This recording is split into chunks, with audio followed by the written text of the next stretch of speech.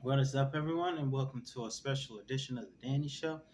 I'm your host, Sam Cody, and this is where I give commentary and reviews on all things wrestling. Thank you guys so much for joining. Let's get started with tonight's review of Friday Night Smackdown from Knoxville, Tennessee, as we opened up the show with Edge versus AJ versus Rey Mysterio. Edge being the only one to get an entrance on SmackDown. Edge and AJ drafted to SmackDown. Rey Mysterio was already here. Now, we saw a lot of great triple threat action with a lot of great triple threat moves, including the triple threat sunset flip, which I thought was awesome. I also thought it was awesome to see Edge spear both guys off the top outside to the ring floor.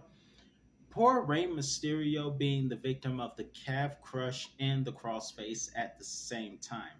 And with Rey Mysterio and Edge, Edge did not get all of that spear countering the 619, but AJ Styles did get all of that forearm to win the match.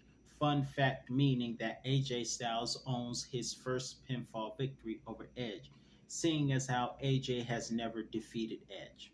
Last year's Backlash and last year's WrestleMania, Edge defeated AJ Styles both times. In the other triple threat match tonight, we have SmackDown Friday Night Threesome. That was terrible. That is a terrible thing to say. Father, please forgive me. But triple threat match. I just thought that sounded a little funny. Another triple threat match, three-way dance, as they like to call it. We had Sheamus versus Lashley versus Austin Theory. Austin Theory, a fellow Georgia guy. Lashley, also a draftee from Raw. Theory coming to SmackDown as well. Sheamus was already here. But an interesting triple threat match there also. We saw Lashley get cut open a bit, but that didn't stop him from fighting because despite being cut up, he was able to counter to let Sheamus go for the bro kick to Theory and win the match. Theory tried to pull off a backlash again when Lashley speared Sheamus, and Theory tried to capitalize, but it didn't work this time. This time, it was Bobby Lashley that countered and got revenge and won the match for himself this time. Also, in a SmackDown short tonight, we had the debut of Baron Corbin just can't seem to get it. And when he does get it, he only gets it for 5 minutes. Back when he was Happy Corbin and he had Madcap Moss, whom I once dubbed Magic Mike Moss because he looked like a stripper from Las Vegas. But when he was Baron Corbin, Happy Corbin, and Magic Mike Moss angle, he was good for a few minutes. And once he lost to Drew at WrestleMania, which I knew would happen, he went down to obscurity. Then JBL tried. That failed. Baron just can't seem to keep it. It's like, how do I say this? It's like erectile dysfunction. Sorry. But in any event, that's what it is. Baron Corbin's career is like an arousal dysfunction. I'm going to just say that to keep it PG. And tonight was a perfect example because he said he was going to defeat Cameron Grimes in 2 minutes, but Grimes defeated Corbin in 4 seconds or 6 seconds. But somewhere in there, he was a 5 second butt kicking. Nonetheless, we saw the return of Roman Reigns, and if I may be honest, like some of the people there, I was very happy to see Roman come back. It was very exciting to see Roman come back. But then he had to do something to make us mad, to remind us that he's healed. Like I said, very excited to see Roman Reigns return to SmackDown and say what he was going to say. A part of me actually knew that the Usos were in big, big trouble with Daddy coming home. And Roman addressed that. I thought Jimmy and Roman were going to go at it as Roman shoved him like he did Sammy at the Royal Rumble. Nonetheless, Jey Uso apologized and they moved on. But then they said that the bloodline was going to bring home the gold, the tag team gold from KO Zania, as I call them. So Roman Paul Heyman informs them that the bloodline will have another shot to bring home the tag team championships, except it's going to be Solo and Roman. When he said Solo, I thought, oh, Solo and Jimmy, because no, Solo and Jay, because Jimmy's not getting it done lately. But then he said Solo and Roman, and I'm like, why? Doesn't Roman have enough? I mean, now, if you are a pro Roman fan, and I know someone, and I know that there's a YouTuber who would love to see Roman just hold all the championship golds. So I'm sure there's maybe a few that might like to see Roman hold everything, but there's a part of me that's like, I really don't think Roman needs this match. To be honest, it's almost going to look like Roman is just holding the championships of WWE hostage. Good news is he's actually going to let the World Heavyweight Championship be contested on Raw, which I still believe Seth will and should win. Seth Rollins is Monday Night Raw, in my personal opinion. And what better person to hold the World Heavyweight Championship for Raw than Seth freaking Rollins? It, oh my goodness. Oh my goodness. But then Roman comes in and says Roman wants to hold. Roman's gonna run. Who's gonna carry all that gold for Roman? I mean, you got Roman Reigns and Solo. It's already from on the looks of things. It's already a done deal because Solo's a dangerous guy. Roman is so unbeatable. It'll take Jesus himself. Jesus himself will have to come off the throne to challenge Roman Reigns. That's how unstoppable Roman is. But to have that happen, I'm like, why?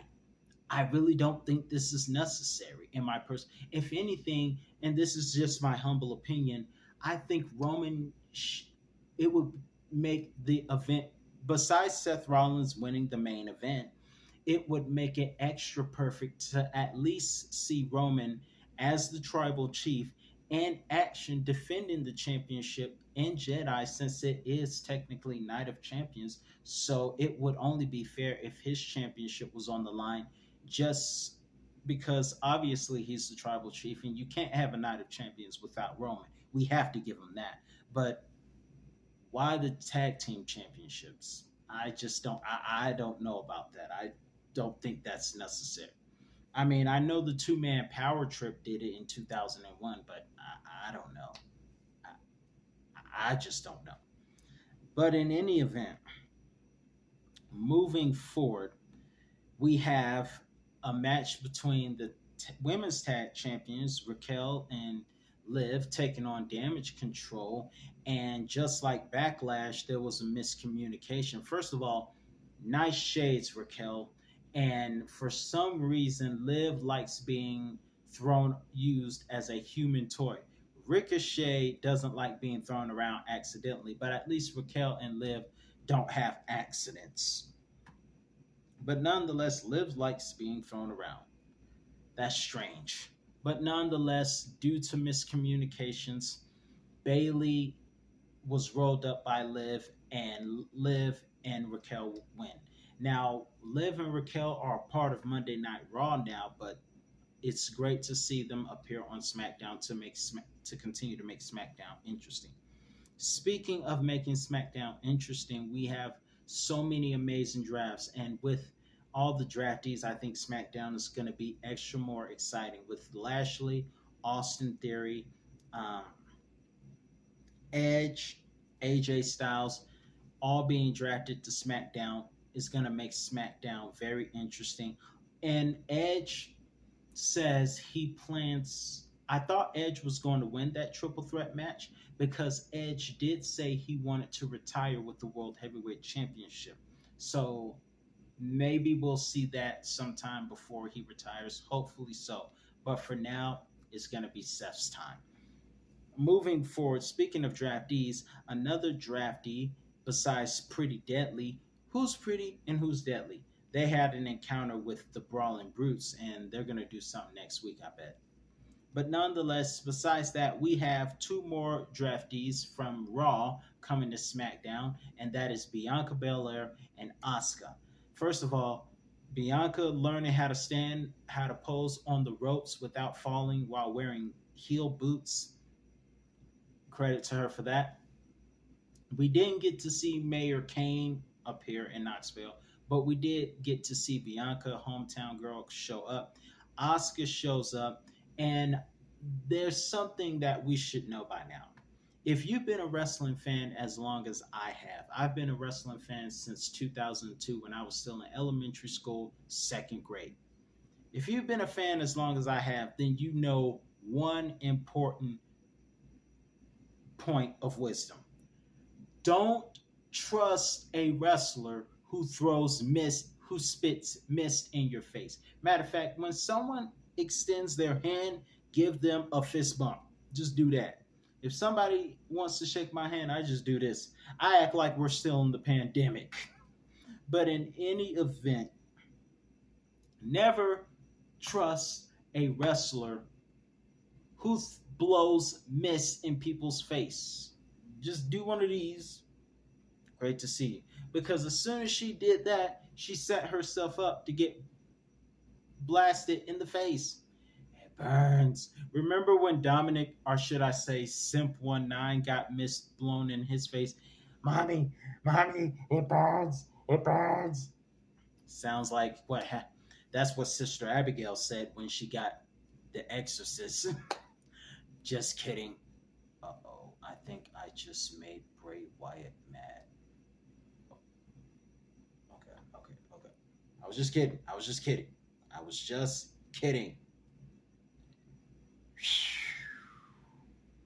Okay, everything's okay.